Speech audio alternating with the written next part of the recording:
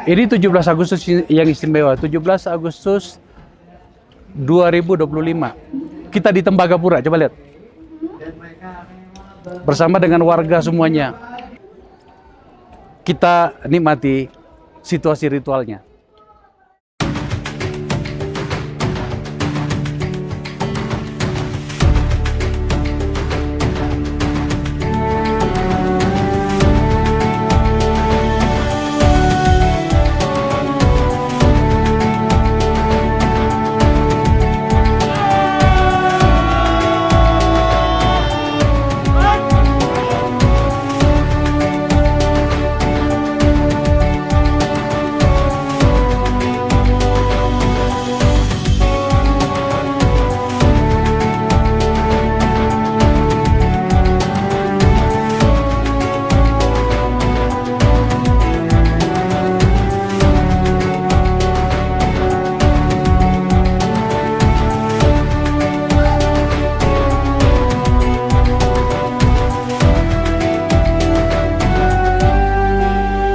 Saudara-saudara sekalian, aset yang dimiliki bangsa Indonesia yang berada di BUMN-BUMN kita, asetnya adalah senilai lebih dari 1.000 triliun US dollar.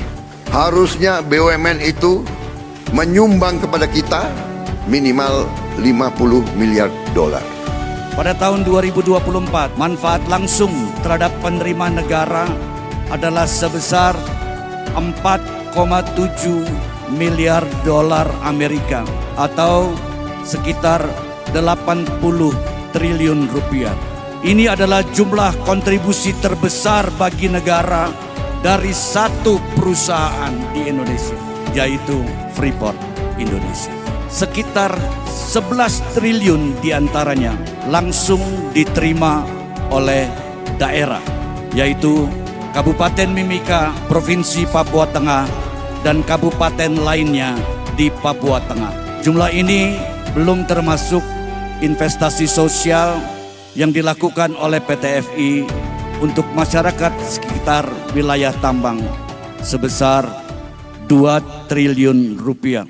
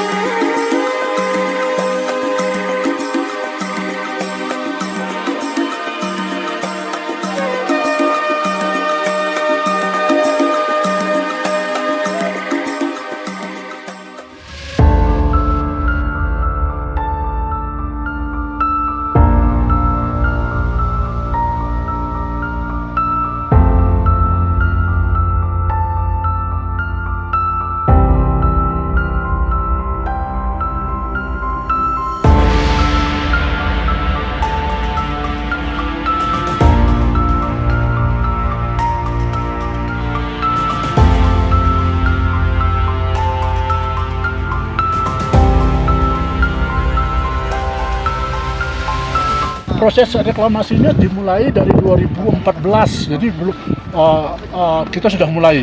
Jadi seperti Bapak lihat itu yang warna, ada bangunan yang warna hijau atapnya itu adalah masjid.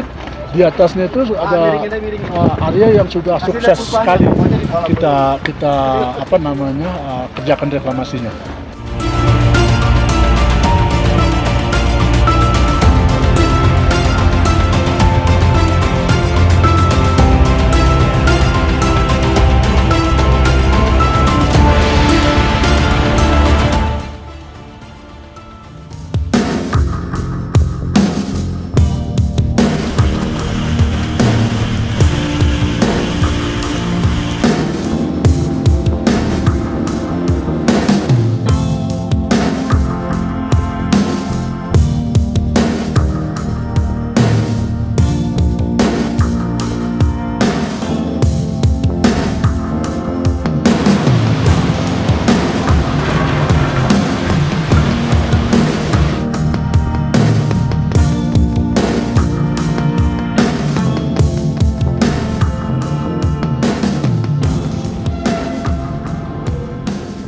kami memilih merayakan 17 Agustus 2025 dengan agak berbeda. Jarang-jarang kami melakukan seperti ini. Kami datang ke ketinggian 2100 di atas permukaan laut, di tambang terbesar bawah tanah dunia, Freeport Indonesia. Dan Anda lihat saya menggunakan baju ini nggak sejuk, dingin bro. Tapi yang akan kami bahas ini tampaknya sedikit agak menghangatkan suasana kita, sebab ada banyak isu yang akan saya bahas. Saya secara khusus berbicara dengan Presiden Director PT Freeport Indonesia, Pak Tony Wenas. Pak Tony, terima kasih ya. Terima kasih sama-sama, kami sudah dikunjungi di sini. Luar biasa Pak, kami mengambil banyak gambar, di mana kemudian kami berkeyakinan bahwa tampaknya forum ini tampaknya harus bersikap. Bahwa setelah menimbang banyak hal, maka kami memilih untuk memberikan dukungan pada sesuatu yang kami yakini, bernama seluruh kekayaan bumi Indonesia itu harus digunakan untuk rakyat Indonesia pula. Dan kami menemukan itu di sini dengan format yang berbeda. Itulah yang akan kita bicarakan. Baik. Maka kemudian saya ingin memulai seperti ini Pak Tony. Hari ini 80 tahun Indonesia itu berbarengan dengan usia Freeport Indonesia yang ternyata sudah mencapai 58 tahun. Sebuah usia dunia pertambangan yang tidak sederhana, sangat panjang. Saya ingin bertanya, bagaimana bisa perusahaan dunia ini itu bisa menjaga kultur hingga kemudian masih mampu bertahan melewati usia yang panjang tadi? Ada banyak pertanyaan bagian itu, tetapi judulnya adalah bagaimana Anda, Pak, perusahaan ini bisa menjaga karakter itu? Jadi memang Freeport awalnya beroperasi, tanda tangan kontrak pertama tuh tahun 67. Ya. Dan saat itu masih development, pengembangan tambang, pembangunan infrastruktur selama kira-kira 6 tahun. Baru tahun 73 mulai beroperasi. Mulai produksi pertama diresmikan oleh Pak Presiden Soeharto pada saat itu. Dan menamakan kota ini Tembagapura. Ya. Karena memang tambangnya tambang tembaga. Itu dulu Freeport sudah bernama Freeport Indonesia Incorporated. Dimiliki oleh Freeport Silver pada saat itu namanya. Kemudian di tahun 80-an awal itu Freeport merger dengan McMoran. Jadilah Freeport McMoran. Dan sejak saat itu memang di Freeport McMoran itu tidak pernah ada terjadi hostile takeover atau kemudian merger yang signifikan dengan perusahaan lain, dengan perusahaan tambang lainnya. Sehingga kultur yang terbangun di Freeport McMoran itu terus terjaga sampai dengan saat ini. Suksesi yang terjadi di Freeport McMoran itu suksesi yang memang berlangsung secara normal. Dalam arti kata, yang the second layer kemudian naik menjadi first layer, yang third layer naik menjadi second layer. Dan begitu juga yang terjadi di Freeport Indonesia. Jadi kultur seperti itu tetap terjaga di Freeport Indonesia. Kalau dilihat tadi kita di upacara ada 100 lebih karyawan yang masa kerjanya 35 tahun, 25 tahun, 20 tahun. Dan itu setiap tahun ada seperti itu dan jumlahnya cukup banyak. Itu menunjukkan bahwa memang karyawan di sini itu bekerja dengan loyalitas yang tinggi, dengan kenyamanan bekerja, tentu saja dengan benefit-benefit yang mencukupi. Sehingga memang pengelolaan kita di sini adalah lebih bersifat kekeluargaan.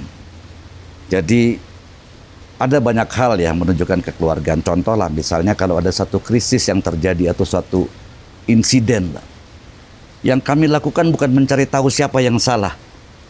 Yang kami lakukan adalah bagaimana kita memperbaiki kesalahan itu, bagaimana insiden itu kita atasi.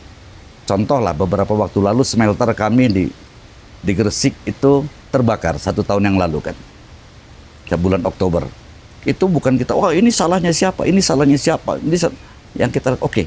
Sekarang bagaimana kita segera perbaiki ini, bagaimana caranya supaya bisa lebih cepat selesai, komunikasi dengan pemerintah, dan Dengan kita kemudian melakukan investigasi menyeluruh untuk perbaikan itu sendiri, kita tahu penyebabnya apa, tapi bukan like try to pointing finger kepada oh ini si A yang bertanggung jawab. Enggak, kita memang satu tim, mari kita perbaiki ini, dan itu budaya itu berlangsung terus.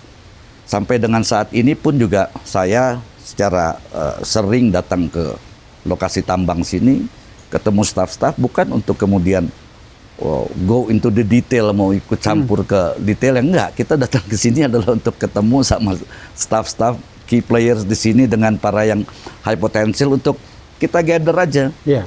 Gather, dan itu budaya itu kita pertahankan terus. Itu yang saya lihat, pemirsa, sebenarnya ini bukan yang pertama saya datang ke sini.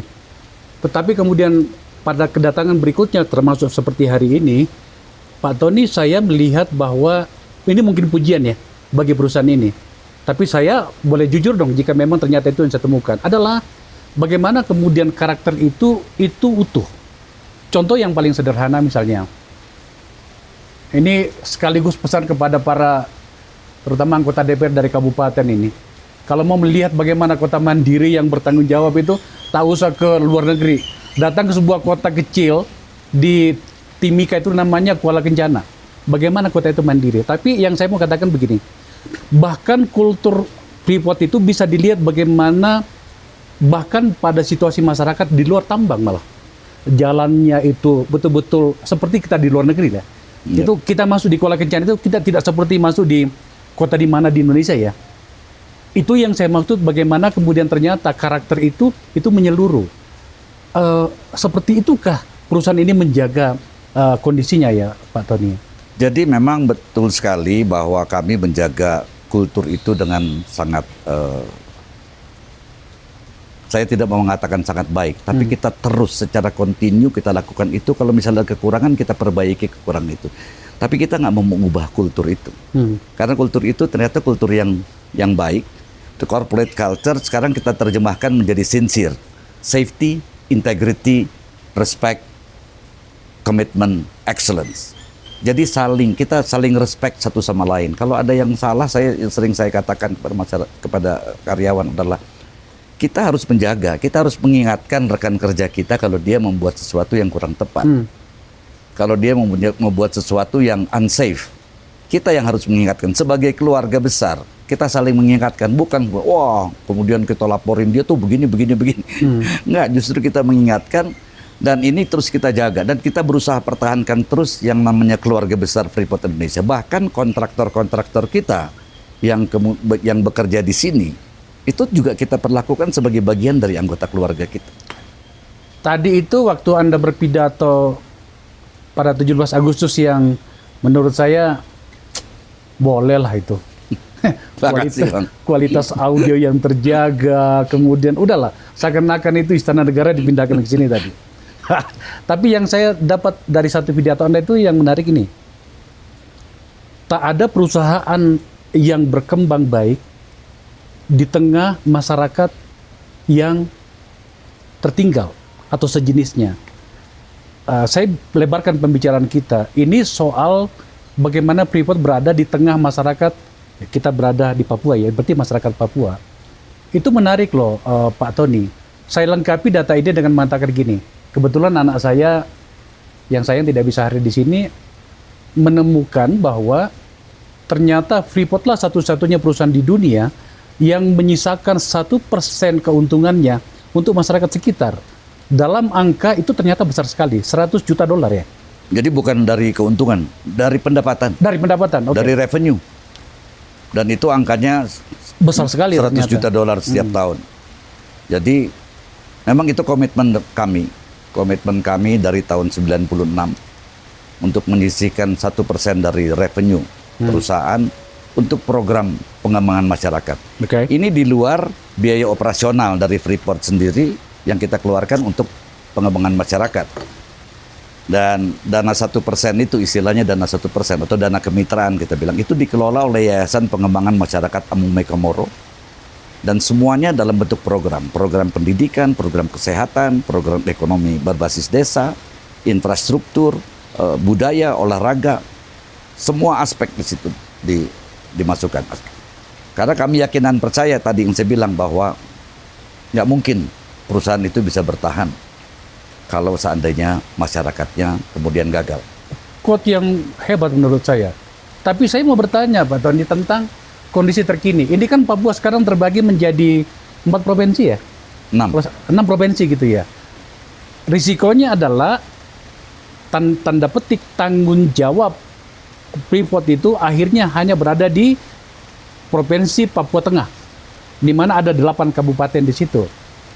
Sebelum saya lupa, pemirsa, saya ingin menyampaikan bahwa 2 gubernur dan 8 bupati yang sekarang memimpin Papua atau jadi bupati di Papua itu adalah penerima beasiswa dari PT Freeport Indonesia. Luar biasa. Tapi saya kembali ya pada pertanyaannya. Artinya kan berkurang nih tanggung jawab itu.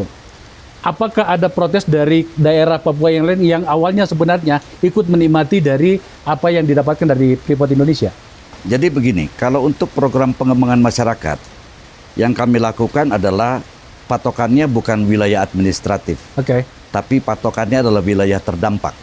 Hmm. Ring satunya tentu saja di sekitar wilayah tambang ini. Kalau di tambang sini, di Highland, itu ada 3 desa utama, yaitu Banti, Arwanop, dan Singa, yang pada dasarnya adalah Amungme, dan ada 5 desa Kamoro di dataran rendah. Oke. Dan inilah, ini ring satu kami. Ring berikutnya adalah ada 5 suku kerabat lainnya. Itu di provinsi atau di wilayah administratif yang berbeda, bukan Kabupaten Mimika. Itu ada suku Dani, Lani, Damal, Me, Ekari. Itu 5 suku kerabat. Jadi itu yang menjadi ring 2 kami. Jadi 7 suku, ibaratnya kami mengistilahkan 7 suku ini. Ini program utama kami itu di situ. Kemudian selain itu juga akan menyentuh beberapa suku lainnya atau tempat-tempat lainnya yang betul-betul memang membutuhkan. Tentu saja kami hanya sebuah perusahaan, kami bukan negara.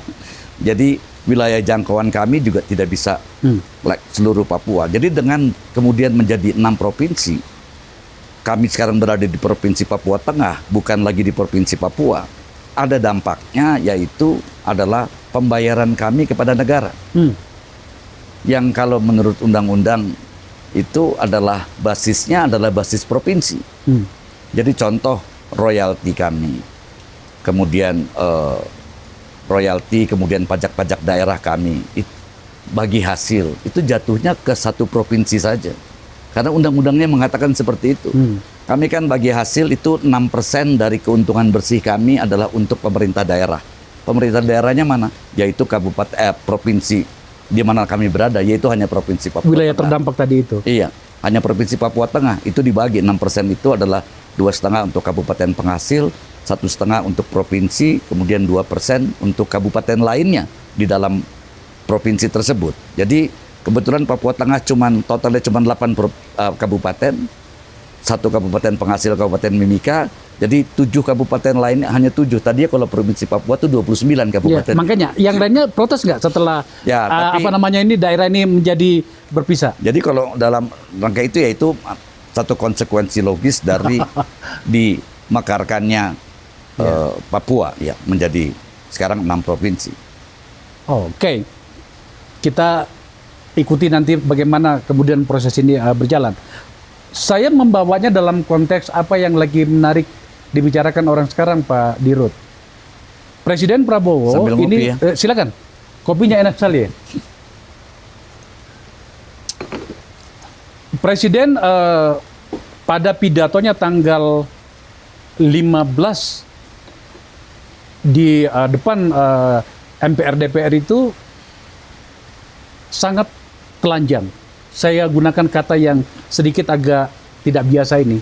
Berbicara banyak hal. Menyangkut dengan pelarangan tantim kepada komisaris, kemudian backing para jenderal polisi dan TNI kepada tambang-tambang ilegal dan menyebutkan jumlah tambang ilegal segala macam itu. Yang kami tangkap adalah keinginan pemerintah dari pimpinan puncaknya bernama Presiden untuk mengkelirkan berbagai hal yang abu-abu selama ini. Nah, pertanyaan pada bagian ini untuk Pak Tony itu adalah, hari ini kan PT Freeport Indonesia itu adalah bagian dari Main ID, di mana kepemilikan 51% saham Freeport itu seperti dengan sebagai dampak dari kesepakatan terakhir tentang Freeport itu sendiri. Data yang ada di tangan saya, yang Anda berikan ini mengatakan bahwa PT Freeport itu menyumbang 80 triliun kepada pemerintah Indonesia dalam banyak cara ya, dividen, pajak, dan PNBP dan segala macam. Untuk dividen sendiri kurang lebih sekitar 12 triliun kalau saya tidak salah. Ya. Angka yang besar yang menempatkan Main ID itu sebagai pembayar pajak dividen ketiga terbesar setelah Mandiri dan apa satu lagi. Pak Tony, jelaskan ke kami apa kira-kira risiko yang akan dihadapi oleh Freeport Indonesia jika kemudian ternyata langkah-langkah pemerintah ini menjadi semakin maju, semakin ekstrim, atau barangkali semakin banyak menuntut agar kemudian Main ID di mana ada Freeport Indonesia menyumbang lebih besar. Jadi kami ini kan perusahaan tambang. Oke. Pada dasarnya adalah, kalau untuk bicara keuntungan, itu kan ada faktor produksinya berapa, Oke. dikali dengan harga jualnya berapa. Produksi berapa kali harga jual, dapatlah pendapatan. Kalau cost-nya bisa lebih kecil, ya untungnya lebih besar. Tapi harga jual ini kan bukan kami yang menentukan. Oke. Jadi kami selama ini, memang ini yang selalu menjadi kekuatan dari Freeport juga, dari keluarga besar Freeport. Kami selalu fokus pada apa yang bisa kami kendalikan, yaitu produksi yang selamat dan berkelanjutan, produktivitas kalau bisa yang lebih tinggi. Kami tidak terlalu memikirkan harga jualnya berapa, karena harganya kan market price saja gitu.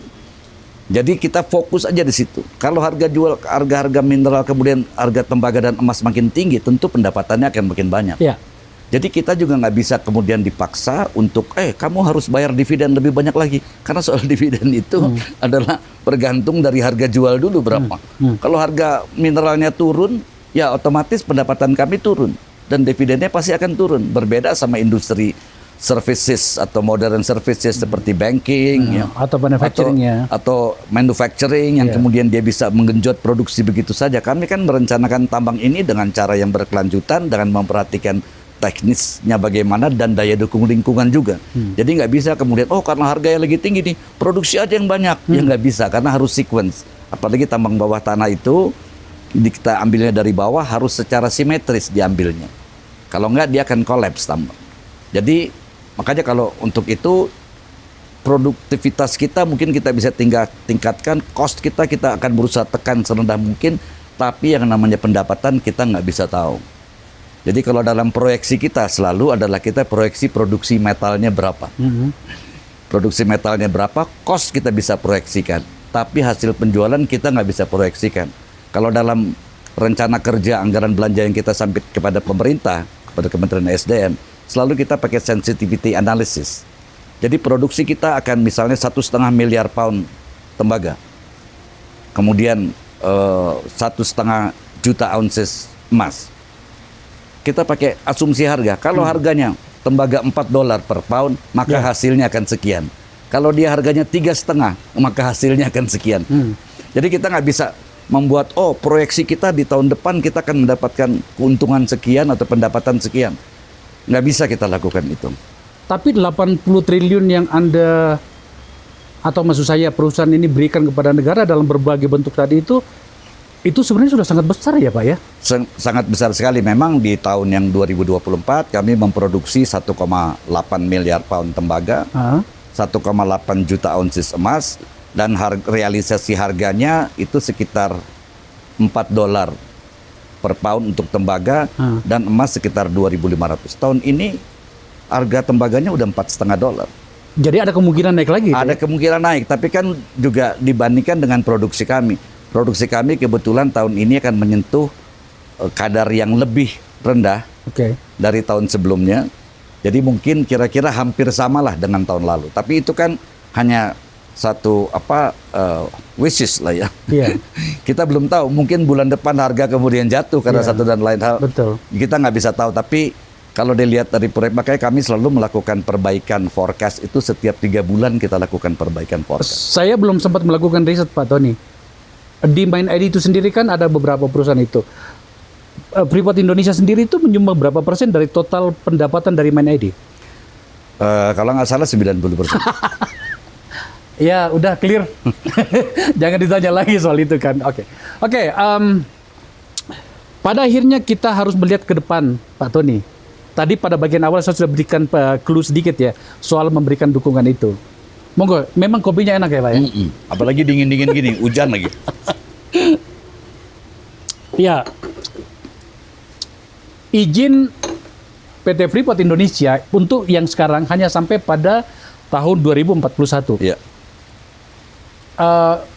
Tolong nanti dijelaskan termasuk berapa jumlah total investasi yang telah dikeluarkan oleh PT Freeport ya, termasuk pada pembangunan smelter di Gresik itu ya. Tetapi saya sedang mencoba untuk berimajinasi Pak Tony, untung rugi bangsa ini, Republik Indonesia ini, jika kemudian pekerjaan yang luar biasa ini bernama PT Freeport di Papua ini tidak diperpanjang atau hanya sampai 2041, di mana kemudian mungkin dilanjutkan oleh pihak lain, tetapi PT Freeport Indonesia atau McMoran itu kemudian dianggap cukup sampai di sini saja. Coba jelaskan ke kami Pak Tony risiko-risiko yang akan kita hadapi, termasuk juga barangkali hal-hal yang sudah kita bicarakan tadi, bagaimana community sosial ada di sini, apakah masih bisa terjaga dan seterusnya dan seterusnya. Mungkin pertama saya harus jelaskan dulu dari segi teknisnya. Ya. Berbeda dengan oil and gas yang ibaratnya begitu selesai, karena asetnya kan milik pemerintah ya, Ya. bisa dilanjutkan oleh perusahaan lainnya. Apakah Pertamina atau lain sebagainya. Oke. Atau mungkin tambang nikel yang lateritik ya, atau tambang batu bara yang sifatnya juga lateritik, Ya. open pit. Selesai satu perusahaan, jangka waktu yang selesai, kalau masih ada ya tinggal ganti peralatan dan lain sebagainya, pihak yang baru masuk. Kalau di tambang bawah tanah kami yang block caving ini, yang diambil dari bawah semuanya, itu nggak bisa berhenti Pak. Jadi kalau dia berhenti untuk 3 bulan, 6 bulan, itu akan kolaps dengan sendirinya. Dan kalau sudah kolaps, itu nggak akan bisa ditambang lagi. Dan memang itu dari segi teknisnya ya. Jadi kalau dikatakan, oh akan mudah, nanti biar orang lain aja yang nambang, perusahaan mana perusahaan asing atau perusahaan dalam negeri. Nggak semudah itu. Kami akan bawa semua peralatan kami, karena itu kan aset milik perusahaan. Bukan oil and gas asetnya milik pemerintah. Ya. Kalau pemerintah mau peralatan kami, atau pihak yang baru mau peralatan kami, ya beli. Dan belinya mahal, Pak. Nggak murah ya? Nggak murah, mungkin bisa $10 miliar lah barangkali. Jadi itu bukan hal yang mudah, bukan tinggal diterusin aja, enggak. Kan peralatan kami semua, sistem kami, data kami dan lain sebagainya, nggak bisa kemudian diteruskan begitu saja. Dan yang satu hal lagi adalah bahwa kalau kami berhenti di 2041, maka penerimaan negara yang sekitar $4 miliar satu tahun itu akan berhenti, Pak. Dan kalau kami berhenti 2041, karyawan yang 30.000 orang ini juga akan berhenti. Program atau investasi sosial kami yang jumlahnya 2 triliun setiap tahun juga akan berhenti. Semuanya berhenti, nggak ada yang diuntungkan. Sementara kalau kami bisa melanjutkan lagi, itu kan $4 miliar ini akan terus ada setiap tahun. Employment 30.000 orang juga terus berlanjut. Dan bahkan potensial berkembang untuk Dan itu. potensi itu berkembang lagi ke depannya. Jadi memang tidak ada yang diuntungkan kalau kami harus berhenti di 2041. Kenapa? Karena kami sudah mengidentifikasi adanya sumber daya di bawahnya lagi dari yang ditambang sekarang yang jumlahnya cukup besar. Tapi kami memerlukan memerlukan kepastian dan waktu untuk melakukan eksplorasi detail, melakukan desain engineering, melakukan feasibility study dan lain sebagainya. Ini memakan waktu kira-kira 12 sampai 15 tahun. Tapi kalau misalnya kami diberikan kepastian untuk diperpanjang, ini akan mulai kami lakukan dari sekarang. Sehingga pada saatnya nanti mendekati 2041, itu tambang yang selanjutnya sudah siap untuk dikerjakan. Harapannya seperti itu. Sehingga tidak terjadi jeda. Tidak terjadi jeda. Jadi akan bisa terus berlanjut. Sebenarnya tidak perlu kami bercapek-capek ria untuk mencari bahan untuk kagum kepada perusahaan ini ya Pak Tony ya. Pemirsa, tim kami berkunjung ke tambang bawah tanah. Ternyata itu adalah tambang bawah tanah terdalam dan terpanjang di dunia. Totalnya ada 700 km di bawah tanah. Bawah tanahnya bukan bawah tanah biasa, gunung. Catatan ini saya mau kaitkan dengan pertanyaan begini. Oke, Pak Tony tadi sudah mengatakan seperti itu. Tetapi kalau kemudian ternyata negosiasi politiknya itu ternyata menciptakan sesuatu yang luar biasa hingga kemudian ternyata memang ada pilihan bukan Freeport Indonesia yang melakukannya. Anda begitu yakin bahwa teknologi dan kemampuan Anda itu relatif tidak dimiliki oleh pihak lainnya? Pihak lain mungkin memiliki itu, Pak. Ada beberapa pihak lain yang punya tambang bawah tanah block caving juga dengan metode block caving seperti yang kami lakukan. Mereka mungkin punya keahlian itu. Tapi kemudian ini kan begitu kami selesai 2041, kembali lagi tadi, ini kita bawa semua peralatan kita, Pak. Semuanya kita bawa. Karena itu adalah asetnya perusahaan. Kalau pihak lain itu mau pakai alat-alat yang kita punya, ya beli itu semuanya. Dan beli ini kan bukan hal yang murah. Saya nggak yakin perusahaan lain akan mau beli. Kalau harus mengeluarkan $5 miliar untuk melanjutkan, atau mengeluarkan $10 miliar untuk melanjutkan, itu, dan nggak bisa begitu aja dilanjutkan, kan nggak mungkin berhenti hari ini besok kemudian udah diteruskan oleh orang lain. Dia akan memerlukan waktu beberapa bulan, dan kemungkinan tambang bawah tanah itu akan udah kolaps karena nggak ditambang secara terus menerus. Seperti yang disampaikan tadi. Iya. Jadi kemungkinannya sangat kecil. Saya nggak mau terlalu pesimistis, tapi saya bilangnya kemungkinannya sangat kecil sekali untuk bisa dilanjutkan oleh pihak lain. Kami tadi berdiskusi Pak Tony dengan tim tadi, sedikit agak dalam saya berdiskusi dengan tim dengan catatan yang kami miliki tentang poin ini. Maka kemudian kesimpulan dari diskusi kami tadi itu mengatakan begini, tampaknya risiko yang akan terjadi jika kemudian ternyata apa yang kita bicarakan ini memang ada yang memikirkannya di pusat kekuasaan di Jakarta sana, itu ternyata besar. Oke, kita kemudian harus berjalan ke depan. Penjelasan Pak Tony kepada kami pada beberapa hari itu mengatakan bahwa ternyata ada pintu secara regulasi yang bisa meneruskan secara reguler pula kerjasama ini. Ada pintunya ternyata. Ada. Nah, dalam hal ini tampaknya PT Freeport Indonesia menyiapkan skenario perpanjangan dari 2041 ke 2061. Ada 20 tahun.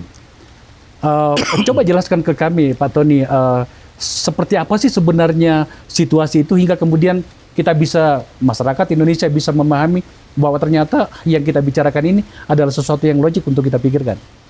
Jadi kalau dari peraturan perundang-undangan itu ada peraturan pemerintah mengenai minerba yang memang membolehkan apabila sebuah perusahaan pemegang IUP, IUPK itu kemudian sudah memiliki upstream dan downstream atau hulu dan hilir yang terintegrasi, jadi memiliki tambang dan memiliki fasilitas pengolahan pemurnian terintegrasi, itu dapat mendapatkan perpanjangan operasi setiap 10 tahun sampai dengan cadangannya habis. Jadi ini kan pintu. Oke. Kami sudah memiliki hulu hilir, smelter sudah berproduksi, dan hulunya juga, dan punya sumber daya yang kami identifikasikan cukup banyak. Sehingga memang itu bisa menjadi pintu masuk sebenarnya. Oke. So, artinya seharusnya pemerintah pusat di Jakarta itu memikirkan bahwa sebenarnya tidak cukup tersedia pilihan lain untuk kemudian tidak meneruskan rencana ini. Dan yang saya tahu sampai dengan saat ini adalah pemerintah pusat juga memang memikirkan untuk memperpanjang, walaupun memang belum terrealisasi. Masih ada mungkin beberapa hal yang perlu di fine tuning lah misalnya. Tapi dalam beberapa diskusi keinginan untuk itu sebenarnya sudah terlihat. Cuman memang belum diformalkan dan belum bisa direalisasi karena satu dan lain hal.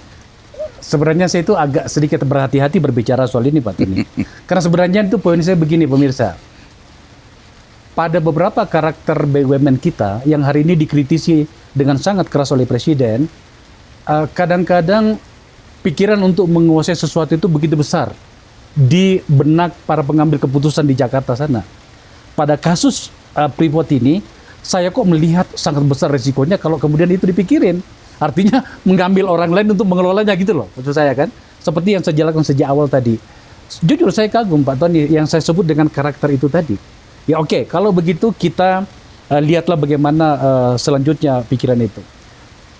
Mau tidak mau, saya kemudian harus berbicara lagi lebih jauh tentang peran PT Freeport dalam industri bukan hanya di Indonesia tetapi di dunia.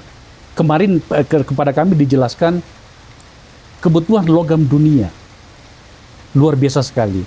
Pertanyaan pada bagian ini, kenapakah gerangan kita tidak memikirkan ada Freeport di Indonesia dengan sebagai salah satu produsen tembaga terbesar di dunia, kenapa kita tidak memikirkan menjadi sebuah negara yang memproduksi di mana basisnya itu adalah logam, Pak? Ya seharusnya sih kalau dilihat bahwa Freeport Indonesia atau tembaga di Indonesia itu nomor 5, nomor 6 dunia. Emas kita juga nomor 5, nomor 6 dunia. Nikel kita nomor 1 dunia. Kemudian boksit kita juga nomor 6 dunia. Yeah. Jadi kalau dari segi kekuatan itu memang sebenarnya Indonesia adalah pemain utama, pemain penting. Ada banyak negara lain yang juga punya, contoh lah Chile punya tembaga juga luar biasa besar. Tapi yang lainnya dia nggak punya. Dan begitu juga negara-negara lainnya. Jadi memang sebenarnya kalau mau fokus di sini adalah saat yang tepat. Dan saya yakin pemerintah sebenarnya sudah memikirkan ke arah situ.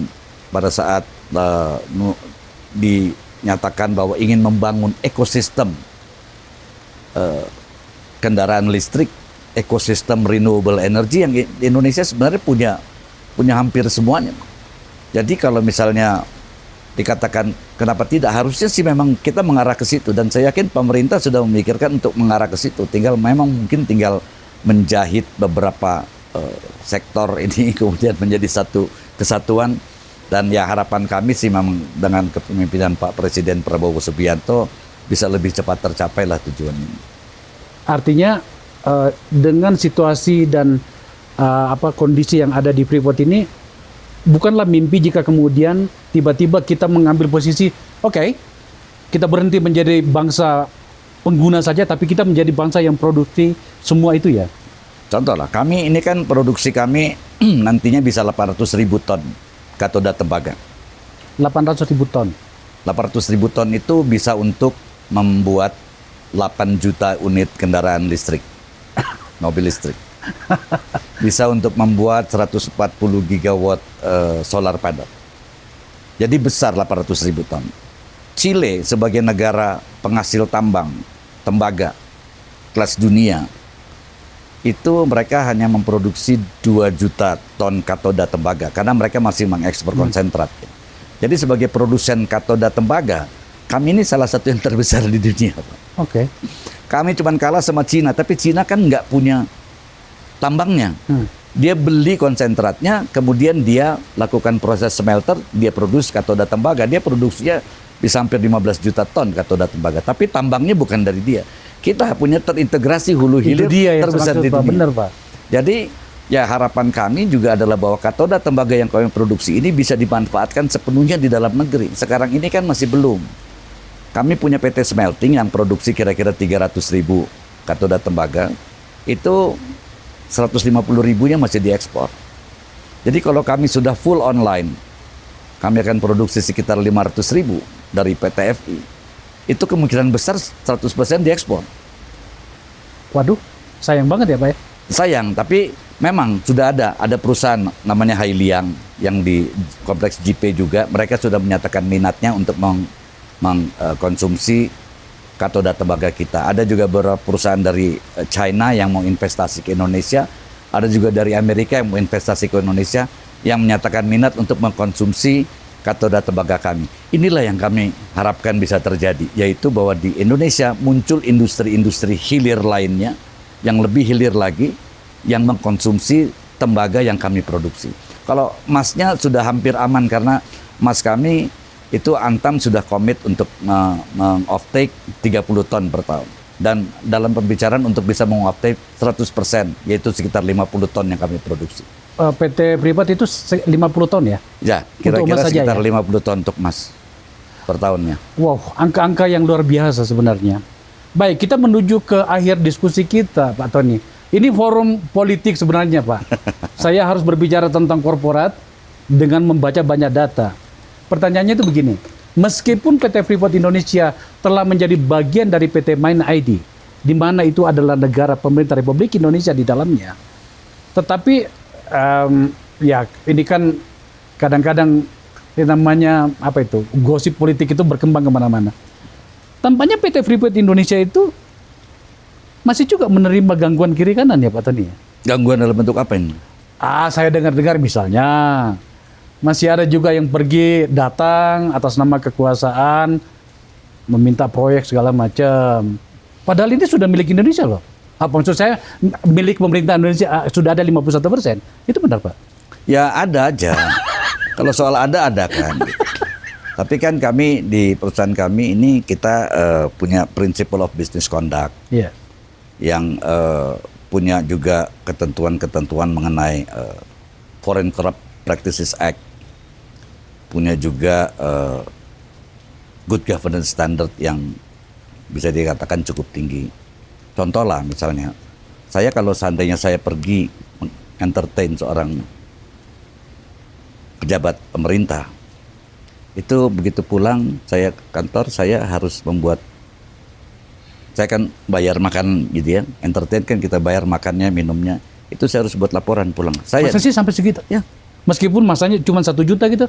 ya tetap. Oh, Tetap harus buat laporan. Oh ini saya makan dengan pejabat A, diskusi atau entertain, menjaga hubungan gitu ya. Lapor dan itu semua dilaporkan. Itu contoh yang paling sederhana lah ya. iya. Nah, apalagi kalau misalnya ada suatu perusahaan yang dimiliki oleh seorang pejabat atau seorang penguasa dan lain sebagainya, tentu kan melalui suatu proses know your customer atau KYC yang sangat detail ya. Dan ini memang selalu kita lakukan dan itu menjadi satu bagian untuk kemudian menentukan apakah bisa atau tidak bisa. Kalau toh bisa itu baru dari segi know your customer-nya aja. Tapi kan kemudian ada proses berkompetisi dengan yang lain sebagainya kan. Jadi kalau ditekan, oh bisa kasih saya proyek, saya nggak bisa kasih. Kalau kasih saya nggak bisa. Nggak ada yang di perusahaan saya ini, di perusahaan Freeport, nggak ada yang bisa mengasih pekerjaan. Nggak, semua lewat satu prosedur yang cukup ketat lah. Tapi memang banyak kalau di Freeport itu once you already get in, become a vendor di sini, ya biasanya panjang Pak. Karena kita kan nggak ada kewajiban harus setiap 3 tahun tender ulang. Dan itu merepotkan ya? Dan itu sangat merepotkan. Jadi ya kita tetap ada proses beauty contest internal dan proses bidding internal. Tapi kalau memang sudah dalam, dia servisnya bagus, barang yang di-deliver atau jasa yang deliver juga selalu tepat waktu, kualitasnya baik dan harganya juga cukup kompetitif, ya kita kenapa harus kita tender ulang? Kita terusin aja kan dia gitu. Kenapa cari penyakit gitu? Iya. Kalau tender ulang kita bisa bukan mendapatkan yang lebih baik, barangkali mendapatkan yang kurang baik. Pak Tony, sebenarnya saya mohon maaf ya, kenapa sampai saya tanyakan ini? Pak Tony belum di sini waktu itu. Saya merasa sebenarnya punya memori tentang bagaimana cawe-cawe politik itu ada. Saya yakin penonton saya ini masih mengingat kasus Papa minta saham. Peristiwanya di sini. Lagi-lagi Pak Tony belum di sini. Saya waktu itu masih di DPR dan tarung di Mahkamah Kehormatan Dewan. Ribut sekali waktu itu. Kebetulan salah seorang yang kami bidik waktu itu sekarang jadi tersangka, tapi di kasus yang lain. Tidak perlu kita sebutkan namanya. Kita tidak perlu memasukkan semuanya. Tapi saya merasa bahwa pertanyaan ini penting saya ajukan, sebab itu tadi karakter sebuah perusahaan yang bagus itu kadang-kadang dirusak oleh karakter politik yang tidak sehat itu tadi. Jadi Pak Tony, saya mohon maaf harus bertanya seperti itu ya. Tapi saya rasa penonton saya layak untuk mendengarkan itu. Terakhir Pak Tony, yang saya nikmati dari kunjungan saya kali ini adalah bagaimana Freeport itu bertumbuh bersama dengan masyarakat Papua. Bahasa saya tadi itu begini, agak sulit memisahkan perusahaan ini dengan masyarakat Papua sebab dia bertumbuh bersama. Tadi saya melihat ada anak kecil orang Papua gitu ya, di mana kemudian mereka bahkan ikut menjadi pengibar bendera dan segala macam. Dan catatan di saya sini agak detail sih, yang saya dapatkan bahwa ternyata banyak sekali yang Anda lakukan untuk masyarakat di sini. Di ujungnya sebenarnya yang saya bayangkan, yang kita bayangkan adalah Papua itu bersama dengan Freeport itu bisa menjadi model bagaimana pengembangan ekonomi berjalan bersama dengan perusahaan yang ada di situ. Pertanyaan ini sejalan dengan gugatan presiden. Bayangin aja Pak Tony, di pidato yang sedang beredar sekarang, dari 1.000 sekian BUMN, hanya 7 yang menyumbang dividen sampai 97% dari total dividen yang diberikan kepada negara. Dan itu ternyata berdampak pada masyarakatnya. Saya berharap sih Freeport meneruskan apa yang dilakukan ya Pak Tony ya. Tentu saja Anda berhak untuk mengatakan sesuatu di sini sebagai penutup Pak Tony, silakan. Jadi intinya seperti ini. Saya selalu berpandangan bahwa dimanapun saya berada, dan saya juga sampaikan kepada seluruh karyawan bahwa dimanapun kalian berada, kalian harus memberikan manfaat lebih buat orang lain. Kalau kita punya manfaat lebih buat diri kita sendiri aja, berarti kita nggak berguna buat orang lain. Dan itu terus kita tularkan bahkan dalam kehidupan karyawan sehari-hari. Kalau bisa, ya Anda berbuat sesuatu buat orang lain, apalagi dalam perusahaan ini. Dan itu tentu saja seperti yang tadi saya sampaikan, kami akan terus melakukan, Freeport Indonesia ini akan terus melakukan sesuatu yang lebih lagi. Jadi kalau dikatakan, oh kita mau bikin program pengembangan masyarakat, oh sama seperti tahun lalu. Saya bilang, kalau sama seperti tahun lalu itu berarti kita nggak ada manfaatnya. Harus sesuatu yang lebih, sesuatu yang baru. Contoh lah, kami membangun Papua Football Academy. Kemudian kami lakukan lagi training center untuk atlet-atlet atletik Papua. Dan lain sebagainya. Jadi harus ada terus suatu pengembangan dari jumlah, bukan dari kuantitas tapi dari kualitas juga untuk masyarakat Papua. Disitulah salah satu kekuatan kami yang saya sering katakan bahwa kami adalah bagian dari Papua, dan masyarakat sekitar kami ini juga bagian dari perusahaan.